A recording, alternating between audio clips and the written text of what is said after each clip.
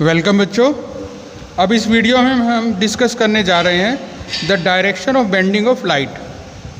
The direction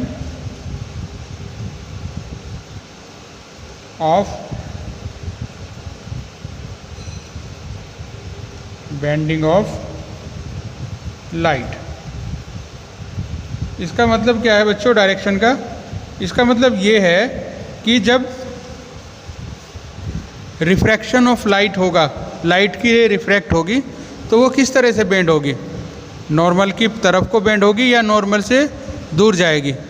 तो ये condition करता है दोनों मीडियम जो कांटेक्ट में है मीडियम, उनके रिफ्रैक्टिव इंडेक्स की वैल्यू क्या है।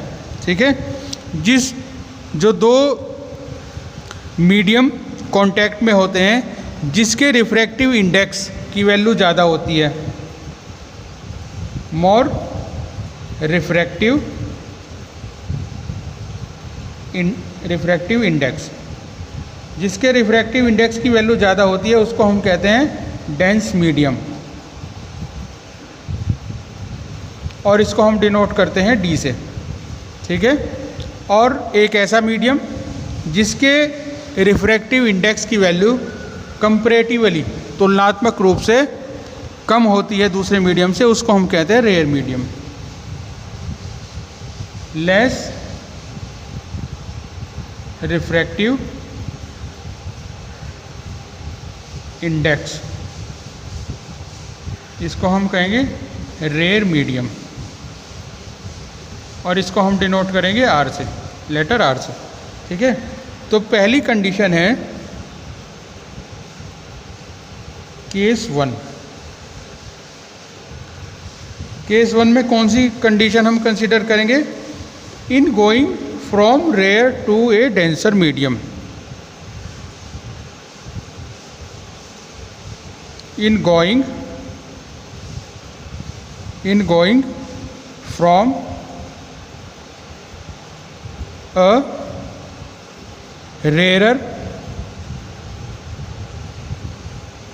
rarer to a denser medium।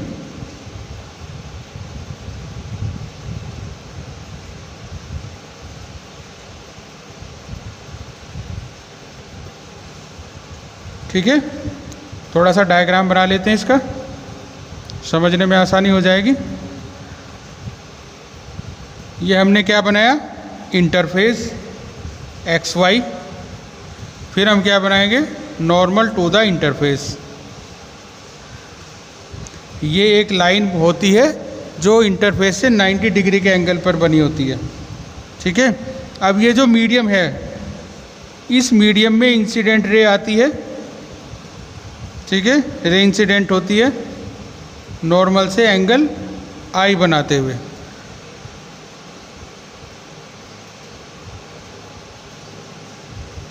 ठीक है, ये है मीडियम वन, इसको लिखते थे हम मीडियम वन। ये मीडियम वन कैसा है? यहाँ पर रेयर, इसके मीडियम टू के कंपैरिजन में इसके रिफ्रैक्टिव इंडेक्स की वैल्यू कम है, तो ये मीडियम कैसा है?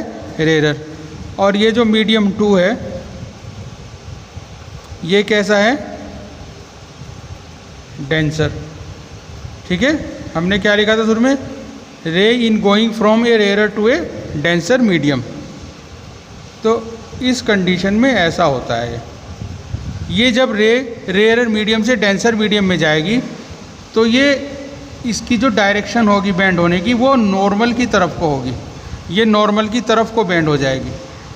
ठीक है, जब ये नॉर्मल की तरफ को बेंड होगी तो इस कंडीशन में क्या होगा कि angle I will be greater than angle are.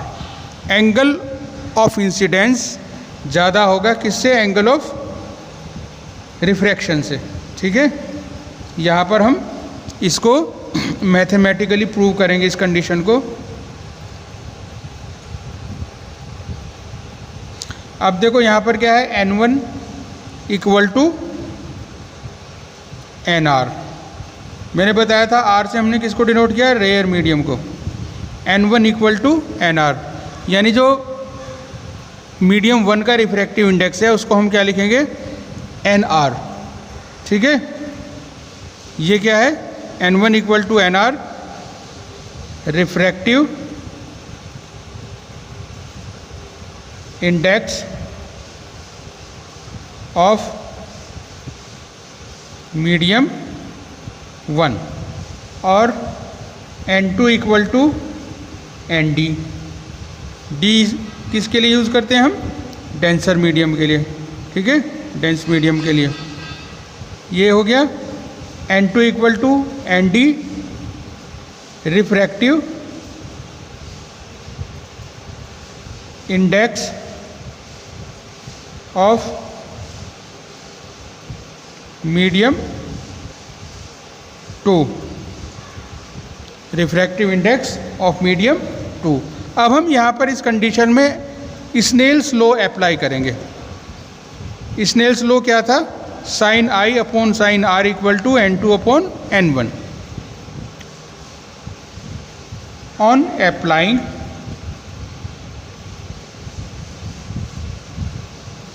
Applying Snell's law. ठीक है, अब स्नेल्स लॉ लिखते हैं, sine I upon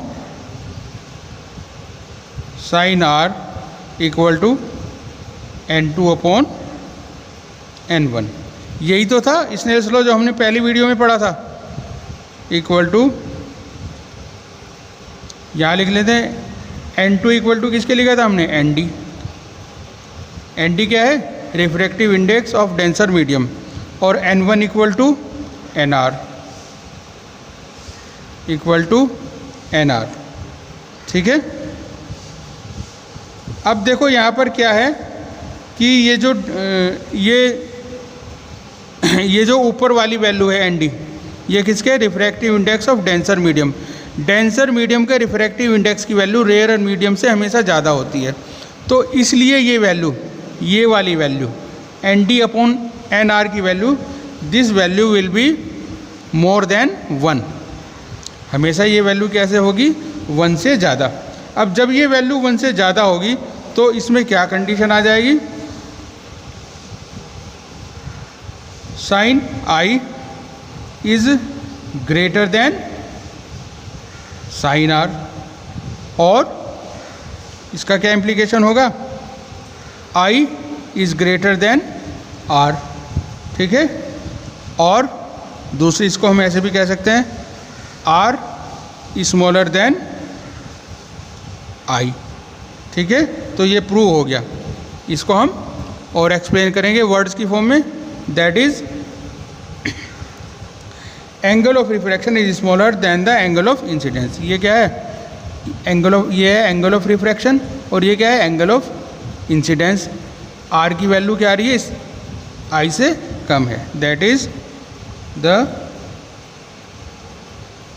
angle of refraction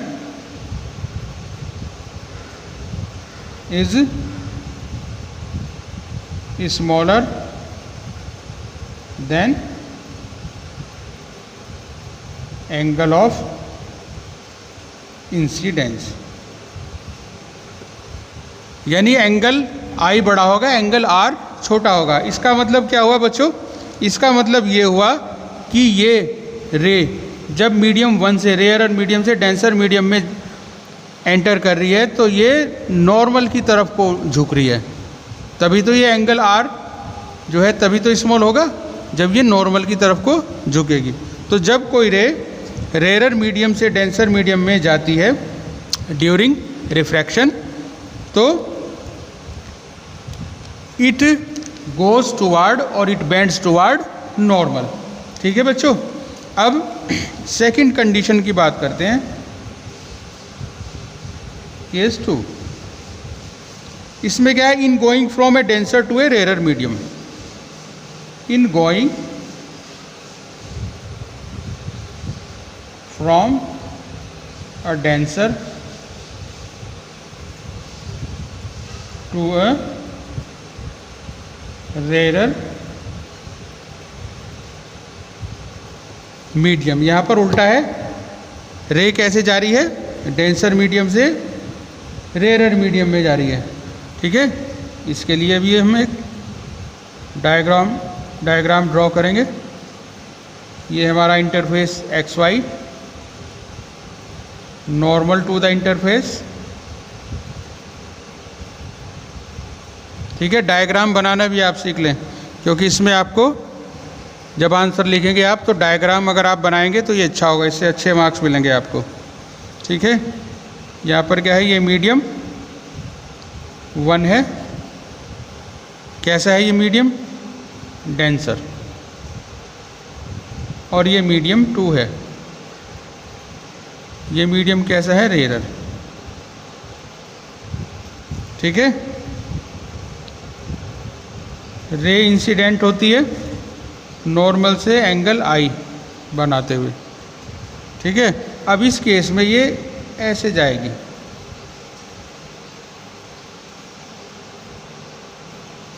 ये एंगल आर। इस केस में ये थोड़ा सा इसका मूवमेंट किधर को होगा, अवे फ्रॉम द नॉर्मल। ठीक है, पहले वाली कंडीशन के अपोजिट डायरेक्शन में। अब देखो यहाँ पर भी हम क्या करते हैं, स्नेल्स का लॉ अप्लाई करते हैं। यहाँ पर क्या कंडीशन है, N1 equal to ND, D for denser medium, and N2 equal to NR according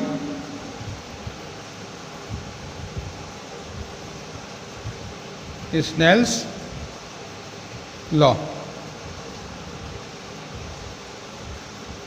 sign I upon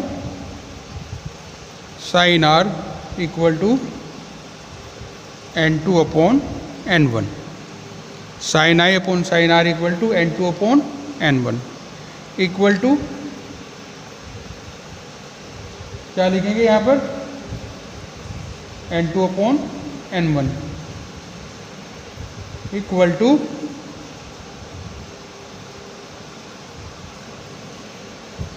NR upon equal to ND upon NR, ND upon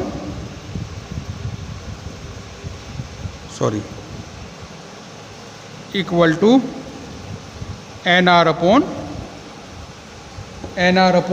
ND। अब देखो ये वैल्यू कैसी आएगी, ये वैल्यू आएगी, this value will be smaller than 1।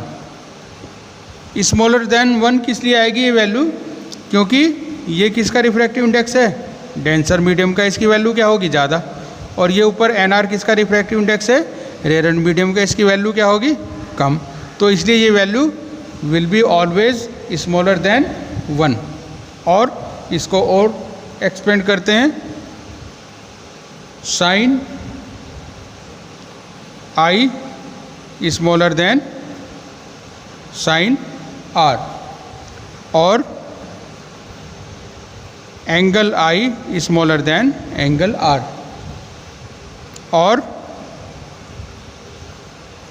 R greater than angle I। ठीक है बच्चों, तो इसका क्या इम्प्लीकेशन हुआ, इस पूरी मैथमेटिक कैलकुलेशन का क्या इम्प्लीकेशन हुआ, that is angle of refraction is larger than the angle of incidence. Angle of refraction is larger than the angle of incidence।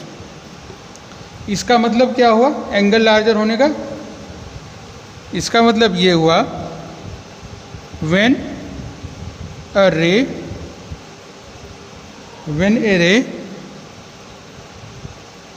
enters from a denser to rarer medium, it rare medium it bends away from normal. Okay बच्चों, तो ये दो conditions थी motion की, direction की, the direction of bending of light, कि ये light किस तरीके से बेंड होगी। जब पहली कंडीशन क्या, in going from rare to denser medium, और दूसरी condition in going from denser to rare medium.